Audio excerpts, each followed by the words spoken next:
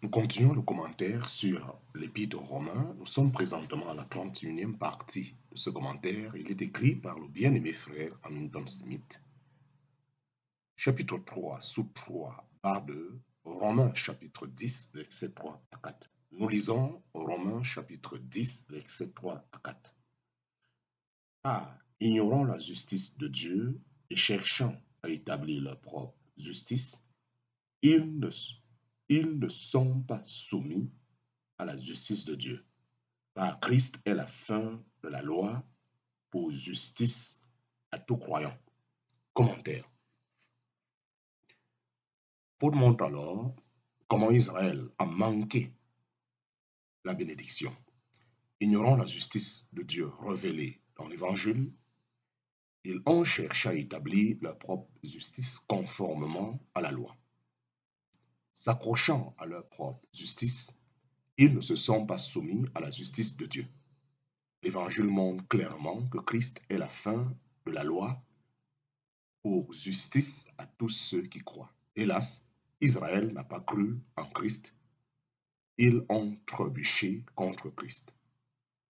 Chapitre 3, petit 3 sous 3, Romains chapitre 10, versets 5 à 8. Pour cela, nous lisons Romains chapitre 10, versets 5 à 8. Car Moïse décrit la justice qui vient de la loi. L'homme qui aura pratiqué ces choses vivra par elles.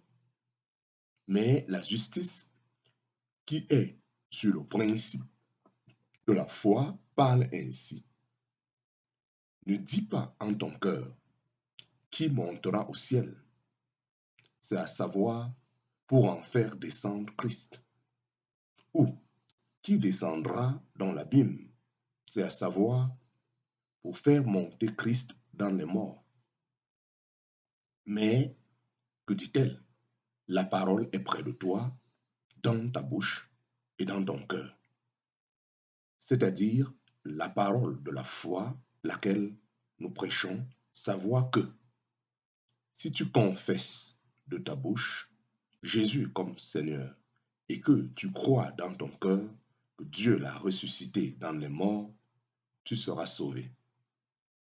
Car du cœur, on croit à justice et de la bouche, on fait confession à salut. Commentaire. L'apôtre oppose alors la justice qui vient de la loi et la justice qui vient de la foi. Curieusement, pourrions-nous penser c'est dans les écrits de Moïse qu'il trouve une preuve de ce que la bénédiction est assurée par la foi. Le principe de la loi est clairement que l'homme qui aura pratiqué ces choses vivra par elles. S'il garde la loi, il obtiendra la vie par sa propre justice. Le croyant, cependant, se rend compte qu'il n'a pas gardé la loi et ne peut pas la garder, et ayant échoué à faire ce qui est juste, il ne peut pas s'assurer la bénédiction sur cette base. Puis, suit une citation remarquable du Deutéronome pour montrer le chemin que prend la foi. Dans ce passage de Deutéronome chapitre 30, versets 11 à 14, Moïse regarde vers le moment où Israël aura complètement failli sur le terrain de ses propres œuvres et aura été chassé du pays et sera dispersé parmi toutes les nations. Alors, dans leur misère, s'ils se tournent vers le Seigneur de tout leur cœur, ils prendront le langage de la foi. Lorsque tout sera fini sur le terrain de la loi, ils se tourneront vers Dieu simplement par la foi. La foi ne dit pas qui montera au ciel. Nous n'avons pas à monter au ciel pour demander à Dieu de venir à notre aide. Ce serait nier que Christ est venu du ciel. La foi ne dit pas non plus qui descendra dans l'abîme. Ce serait nier que Christ a été dans la mort et est ressuscité dans les morts. Israël, s'accrochant à ses propres œuvres, ignorait les faits puissants de l'Évangile, à savoir que Christ est venu, qu'il a été dans la mort et est ressuscité dans les morts. Que dit donc la foi? La foi réalise que la bénédiction ne peut pas être obtenue par nos œuvres, mais seulement par Christ.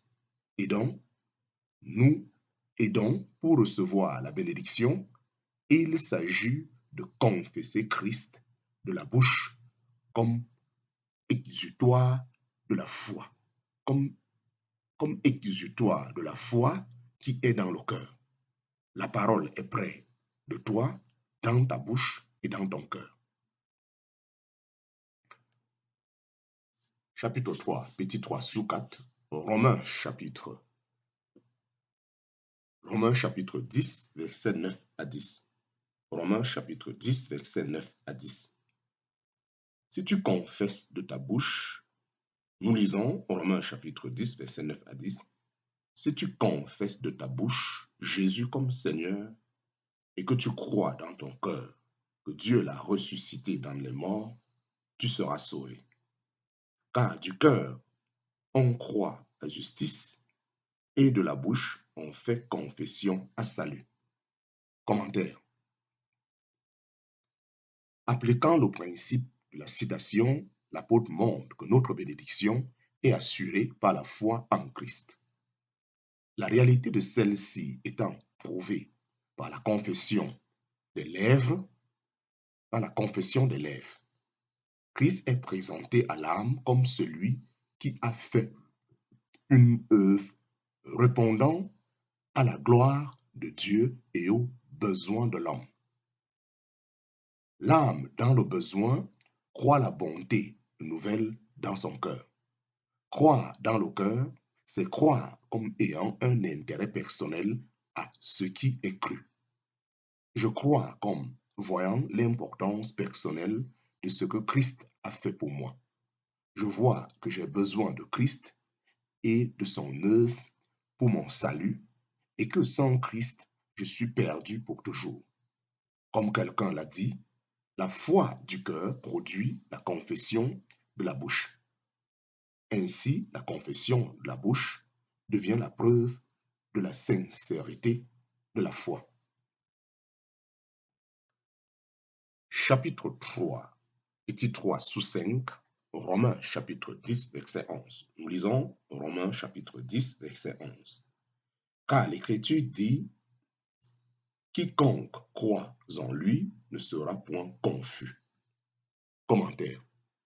En outre, celui qui confesse le nom de Jésus prouvera qu'il a le soutien de Dieu en réponse à ce nom. Comme le dit Ésaïe, quiconque croit en lui ne sera pas confus. En parenthèse, Ésaïe chapitre 28, verset 16. Dieu ne permettra pas que celui qui confesse le nom de Christ soit confus. En parenthèse, voir Actes chapitre 4, verset 9 à 22. Chapitre 3, petit 3 sous 6, Romains chapitre 10, verset 12 à 13. Nous lisons Romains chapitre 10, verset 12 à 13. Car il n'y a pas de différence de juifs et de grecs, car le même Seigneur de tous est riche envers tous ceux qui l'invoquent. Car quiconque invoquera le nom du Seigneur sera sauvé. Commentaire. Si donc la bénédiction est disponible pour quiconque croit, comme le prouve la citation d'Ésaïe, ce doit être pour les nations aussi bien que pour les Juifs. L'apôtre a déjà montré qu'il n'y a aucune différence de notre côté. Tous sont sous le péché devant Dieu. En parenthèse, Romains chapitre 3, versets 22 à 23. Maintenant, il montre qu'il n'y a aucune différence du côté de Dieu. Dieu agit en grâce envers tous. Il est riche envers tous ceux qui l'invoquent. Les Écritures juives sont d'accord avec cela, car Joël dit « Quiconque invoquera le nom du Seigneur sera sauvé ». En parenthèse, Joël chapitre 2, verset 32. Chapitre 3, petit 3 sous 7, Romains chapitre 10, versets 14 et 15. Nous lisons Romains chapitre 10, versets 14 et 15. Comment donc invoqueront-ils celui en qui ils n'ont point cru, et comment croiront-ils en celui dont ils n'ont point entendu parler? Et comment entendront-ils sans quelqu'un qui prêche? Verset 15. Et comment prêcheront-ils à moins qu'ils ne soient envoyés selon qu'il est écrit? Combien sont beaux les pieds de ceux qui annoncent la paix, de ceux qui annoncent de bonnes choses. Commentaire. Mais avant qu'on puisse invoquer le Seigneur, on doit nécessairement avoir entendu parler de lui. Et cela fait appel à un prédicateur envoyé par Dieu pour annoncer la bonne nouvelle. C'est ainsi que l'apôtre se justifie de ce qu'il allait vers les nations avec la bonne nouvelle. Leur propre écriture prouve justement la nécessité de ce à quoi les Juifs s'opposaient. En parenthèse, 1 Thessaloniciens chapitre 2, verset 16. Les Juifs se sont constamment opposés à Paul et l'ont persécuté parce qu'il prêchait aux nations, et pourtant leur grand prophète Isaïe avait dit que la chose même qu'il condamnait était magnifique. Combien sont beaux les pieds de ceux qui annoncent l'évangile de la paix. Chapitre 3, petit 3 sous 8. Romains chapitre 10, verset 16. Nous lisons Romains chapitre 10, verset 16. Mais tous n'ont pas obéi à l'évangile, car Ésaïe dit, Seigneur, qui est-ce qui a cru à ce qu'il a entendu de nous? Commentaire.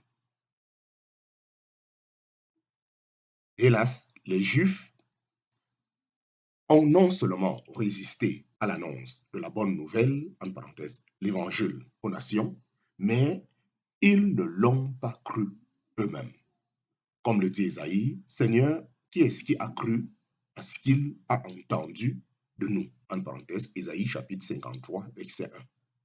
Chapitre 3, petit 3 sous 9.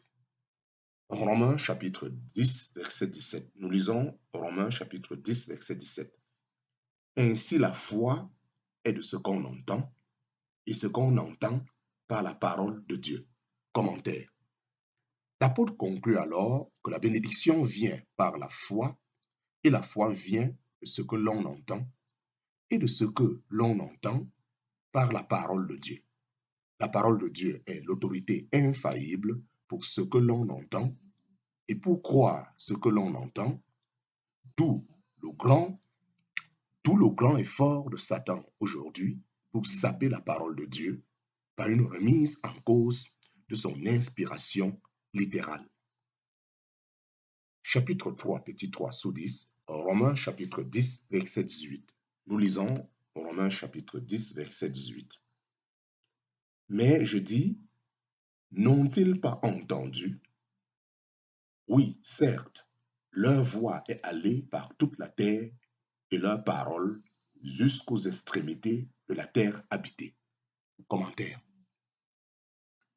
De plus, le témoignage de la création condamnait l'attitude des Juifs, leur propre écriture étant témoin du fait que, dans la création, Dieu envoie un témoignage au bout de la terre habitée. En parenthèse, Somme chapitre 19, verset 4.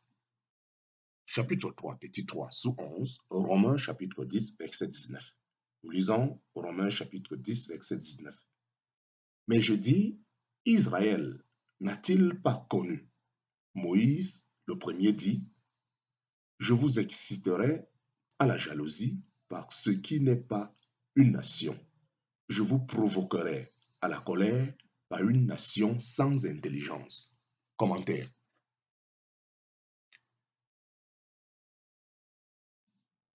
Et encore, comment Israël peut-il plaider qu'il ne savait pas que Dieu avait une bénédiction pour les nations?